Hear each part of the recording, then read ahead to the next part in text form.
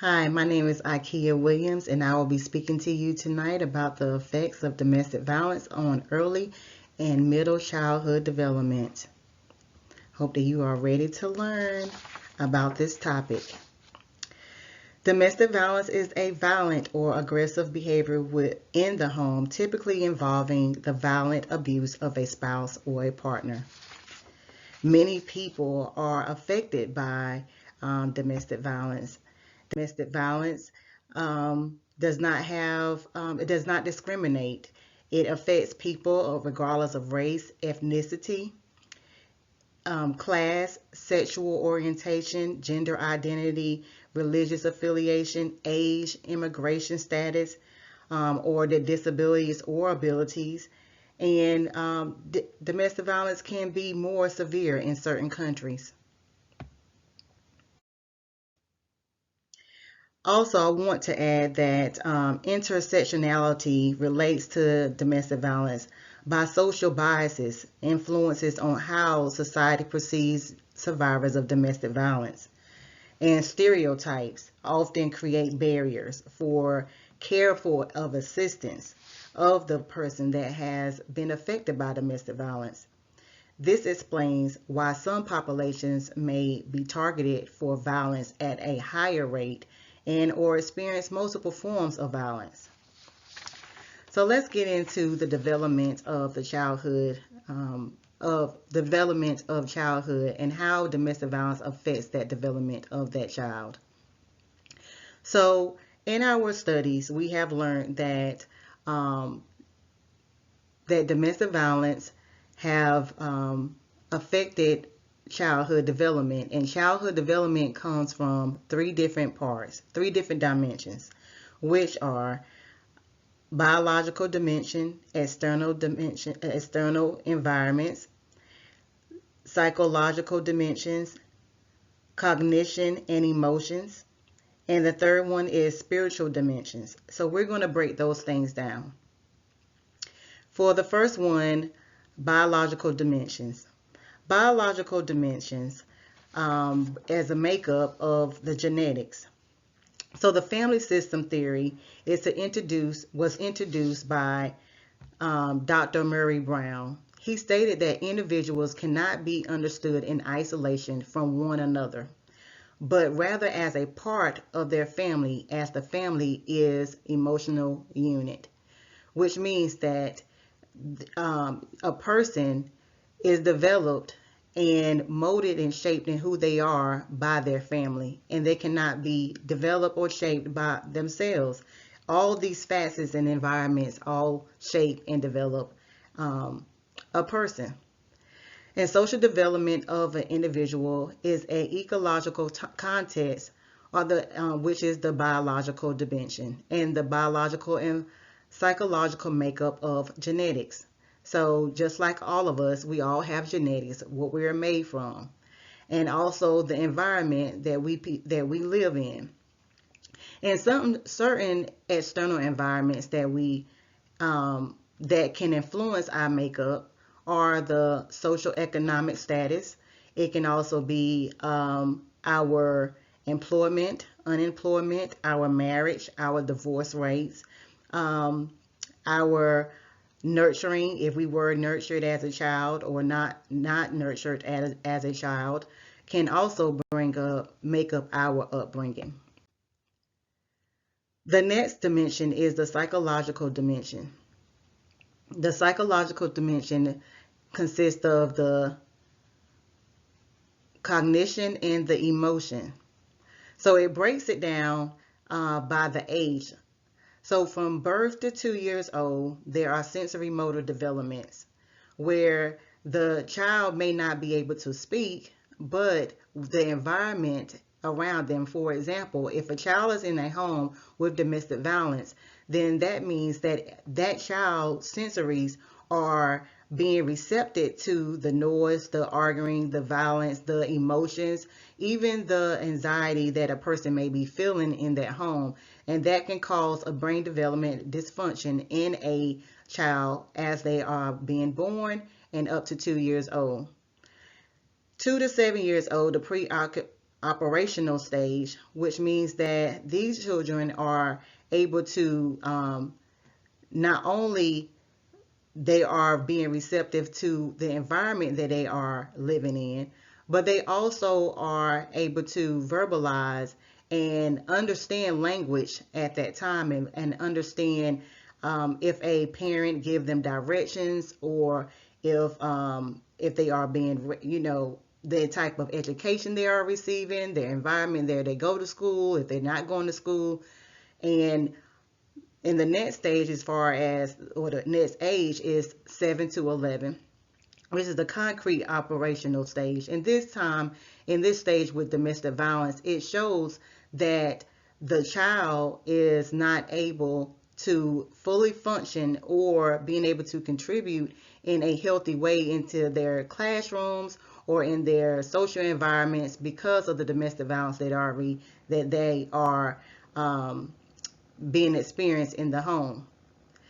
When it goes to the 11 to 18-year-olds, it's a little bit more complex because not as a young child, our environment and our personality is shaped by our parents, family, and our neighborhood.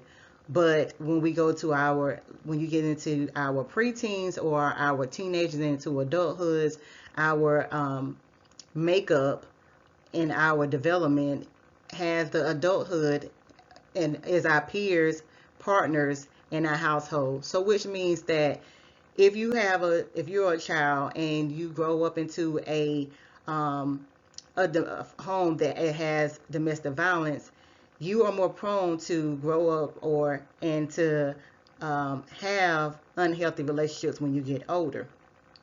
And then a lot of times, if you don't grow up into a home that have experienced domestic violence, once you get into that older age and you're around your peers and you have a partner that is violent towards you, that can also affect your development as far as you grow older. It can also create different anxieties, trauma, mental health disorders, any type of health issues, but we'll get into that a little later.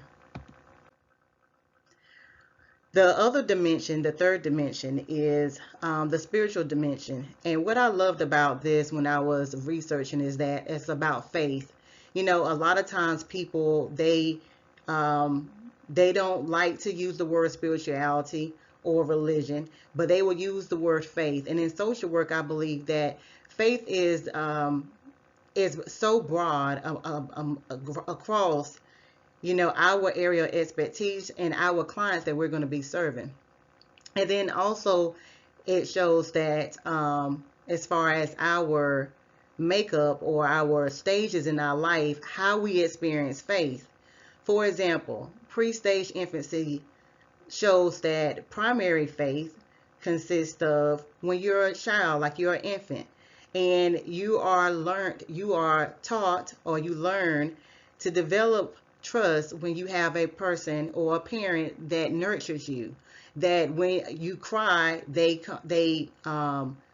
see what your needs are, if you need to be changed, or if you need to be held, if you need to be fed.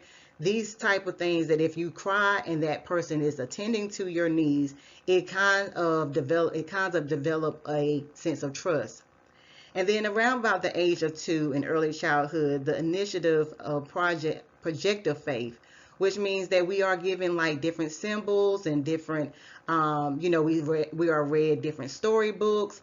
And so we are experiencing at that time a sense of magical thoughts and magical beliefs. So we're like, for example, when you're little, some people are taught about Santa Claus. And so we believe that on Christmas night or Christmas Eve night that we're going to have a Santa Claus that's going to come in our house and they're going to give us toys. And then the next morning, even though it's our parents, but as children, we believe it's Santa Claus. And so, and then stage 2, around about age 6 to middle childhood, our mythical beliefs turns into more of a faith community basis. And we're taught like in our churches or in our mosques, in our community. And then when we get in our stage 3 with the adolescence, that's when we are forming more of a sense of um, our own faith. Now, our faith is based off our parents' practices, but and our peers and pop culture. But we're kind of going into our sense of individuality. Stage 4, which means for the youth and an adulthood and beyond. Again, this is more of a understanding what faith really means to us. So you're making that personal meaning experience. And then stage 5 in the midlife and beyond.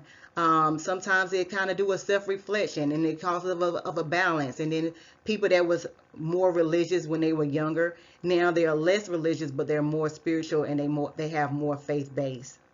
And then stage 6 is universalizing and again being able to be more self-aware and embrace their own individual type of faith.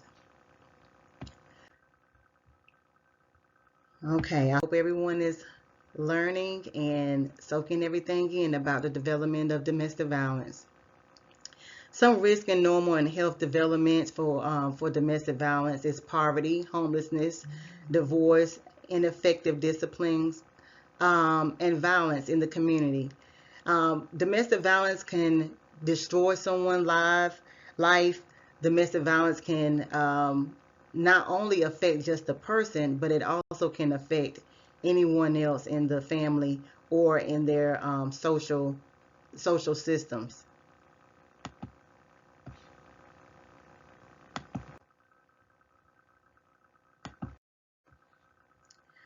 Some background information about domestic violence is that most abusers are violent only with their partners. Some may abuse their children as well. And I'm going to show you a power and control wheel to show you a little bit more how that looks. And then it also states that victims leave at an average of 7 times before they leave their abusers. So, which means that sometimes people say, well, why didn't you leave? Why didn't you leave prior to, or why didn't you leave the first time? Well, sometimes people do leave, but then they get in that honeymoon phase of thinking about their partner. Sometimes they look at their partner as the victim, and sometimes they want to. They feel like I put so much energy and time in this relationship, so I do not want to go. I don't want to leave it. And then they also think, oh, well, my kids, they won't have a father or a mother, whomever the abuser is. They feel like that person being absent out of their children's life will play a major part. This is a visual to show the power and control, and this is just showing different dynamics and aspects of domestic violence. A lot of times people think that domestic violence can only be shown as far as physical domestic violence, but it can see, as you can see, it can play different aspects of it, like using intimidation, using emotional abuse, using isolation, using the children, using privilege, using economical abuse. A lot of times that when a person is experiencing domestic violence, they are the person that stay at home. They don't, or if they do work, their abuser are taking their money. They're giving them just an allowance. So when they do try to leave, they are faced with homelessness because they don't have any money. Just some statistics about how, if for the children that are exposed to domestic violence. And what it shows here, the most recent one that I was able to find was in 2015. It says that that 1 out of 6 youth will witness domestic violence within their lifetime. So that is a lot of exposure to our children. And there's just some more statistics about domestic violence status is that every 9 seconds in the U.S. a woman is assaulted or beaten. On average, nearly 20 people per minute are physically abused. And just going down at the bottom where it says 19% of domestic violence involves a weapon.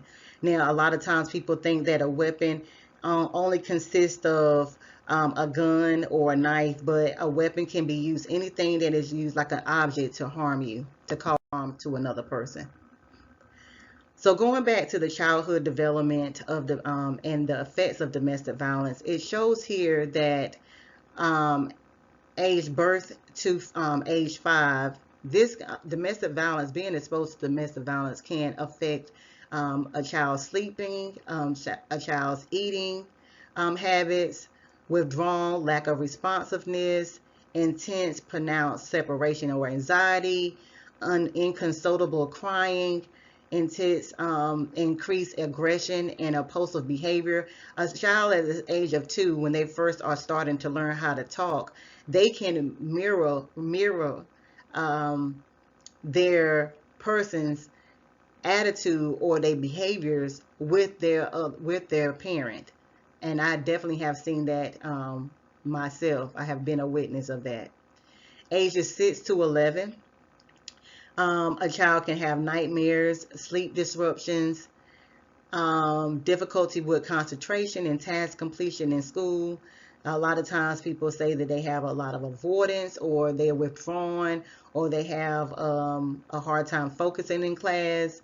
And ages 12 to 18, we see that it can be a lot of substance abuse to kind of cope with the domestic violence, impulsive and reckless behavior. And a lot of teens, they fall into the relationships of intimate partner violence with teens as well.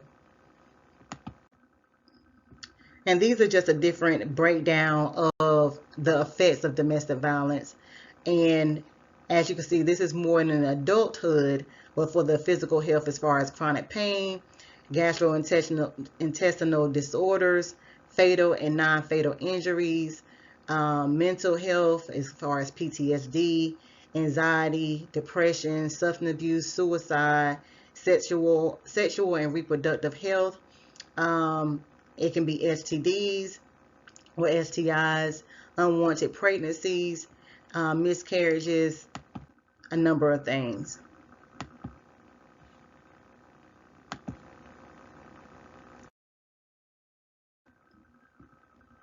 Influences and environmental factors. Again, I've spoken on this a little bit, but as far as the families, it can be affected in the influences as far as being, as far as the culture and the community. These are different upbringings of these are different factors that play a part in the development of a child and an adult.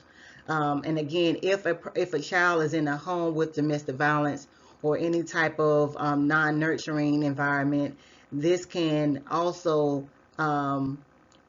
affect them as a person in society. If they will have a healthy family, if they were passed down positive cultural beliefs, if they can be a productive citizen in their community, or if they will go into high rates of incarceration, if they can be a part of a social movement or social structure. And again, social institutions, like, for example, like I said before, incarceration in prisons or juvenile systems, or in mental institutions, because of the domestic violence that they have witnessed home. Some potential ethical issues as far as the social work on a social work side. Social workers, we have 6 ethical principles. Services and social workers help people in need and address social problems. But if that person does not respect a person's autonomy, if they are working with someone with domestic violence, they will not be able to help them. A lot of times, a person that is experiencing domestic violence, they do not want to be helped, or they feel ashamed, and they don't. If you try to push them to go file a protective order against their abuser, sometimes they will shy away and they won't come back to get help. They will feel like you're trying to get their partner in trouble, and they just want to feel safe. Number 2 ethical principle is that the social justice, that social workers challenge social injustice, and that when you're working with someone with domestic violence, you have to have that person permission. Well, you have to have a person permission anyways, but in social work, for social workers to be working with people with domestic violence, that we know that we want to take on that challenge and we want to be able to advocate for them, but we have to make sure that we have their permission, because once again, we don't want to push that person away. Number 3, dignity and worth of the person. Respect the person. We don't want to discriminate. We don't want to use words like, why didn't you leave, and what do you, or why do you want to go back? Don't you know that that person doesn't love you? Or being sensitive to that person's culture, like if they are someone that are an immigrant or that does not have their legal status, you don't want to make comments like, well, we don't want you to have to be sent back, or we don't want you to, do you have your legal documentation so we can make sure that we're not pursuing this case and you're not able to stay here or go to the court system. We want to be able to protect that person at all times. Number 4, importance of human relationships. Social workers recognize the importance of relationships. So we want to maintain that healthy boundaries. We want to be able to let them know that we can help them at any time, whenever they're ready. We want to be able to gain that rapport with that person. Number 5, integrity. Social workers have in a trustworthy manner. Again, we want to be upfront and honest with our clients. We want to make sure that they know that we're going to try to help them in the best way that we can. In doing so, we have to let them know that it's, for example, if we have to make any reports to child abuse, to social services or child protective services of child abuse, we want to let that person know upfront that we are mandated reporters. And number 6 is competence. Social workers practice within their area of competence and develop and enhance their professional enterprise. So basically what that just says is that if you do not know about domestic violence, if you don't know about any area that you're going to be working with a person, please just refer them to a different place and give them all the resources that they can, because you do not want to hinder someone in their being successful, being safe, or making progress on their goals. Summary of importance and relevance to social work practice. It is important to know the dimensions of domestic violence, like I have said before, understanding the conditions that could lead to domestic violence, develop educational resources in the community, and we want to also continue to ourselves, as far as social workers, we want to continue our education as well. We want to be able to educate the ones that's in our community, like our daycare providers, our school officials, our churches, our law enforcement, because they are going to be the first responders, and our therapists that are going to be working in the schools and in the prisons, and also just on a macro level as well. And as you can see, these are some references of resources I want to actually show you.